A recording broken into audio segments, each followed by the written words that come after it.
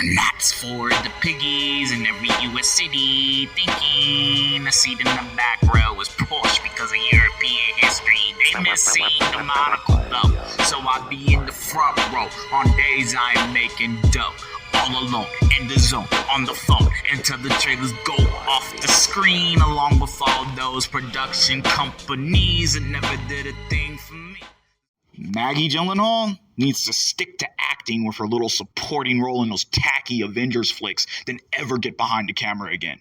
Despite having a few stylized shots using Vaseline smearing techniques utilized in the Audrey Hepburn era and zoom-in technica that would make Zack Snyder erect, Gyllenhaal's feminist/quasi-misandrist script marks the ultimate failure for her first foray to come up with a wide release for a big studio from the director's chair. The ensemble cast here is wasted, as the cries against misogyny in Gyllenhaal's script is strangely out of place in one of the only countries where a film like this could be produced, since the US openly allows matriarchies to thrive. Instead, Gyllenhaal opts to beat a dead horse by staging the sexual revolution nearly a century before the 70s and casting the increasingly annoying and overrated Jessie Buckley in the lead role, while Kristen Bell is playing second string as her simp collaborator who, oddly enough, behind the scenes won an Oscar with Heath Ledger, is found here on camera gushing over Ledger's Brokeback Mountain co-star Jake Gyllenhaal, leaving greater minds to wonder what Maggie really is trying to say about the groom archetype in The Bride. The misogyny in The Bride is grossly cartoonish, as Buckley runs around channeling her hysteria to irritatingly nearly unwatchable levels.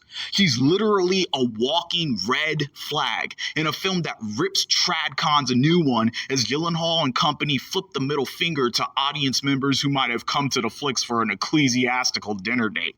Who would have thought having a literary legend live in your head could be so annoying? It's funny, for all the feminist rhetoric in the films Buckley chooses to star in, she shoots herself in the foot playing up the stereotypes that show why Western unions need to be avoided altogether between the sexes. I wonder no more why this film was distributed by Warner Brothers. Gyllenhaal has put in her contribution of tarnishing the legacy of the Universal monsters, starting this year with Luc Besson's Dracula, and most likely ending with a thud thanks to Blumhouse's new take on The Mummy that I am now completely deflated to see. Mary Shelley is rolling over in her grave, cursing the day Maggie Gyllenhaal was born. Pop your popcorn. That's for the piggies in every US city thinking a seat in the back row is Porsche because of European history. They miss seeing the monocle though, so I be in the front row on days I'm making dough. All alone, in the zone, on the phone, until the trailers go off the screen, along with all those production companies that never did a thing for me.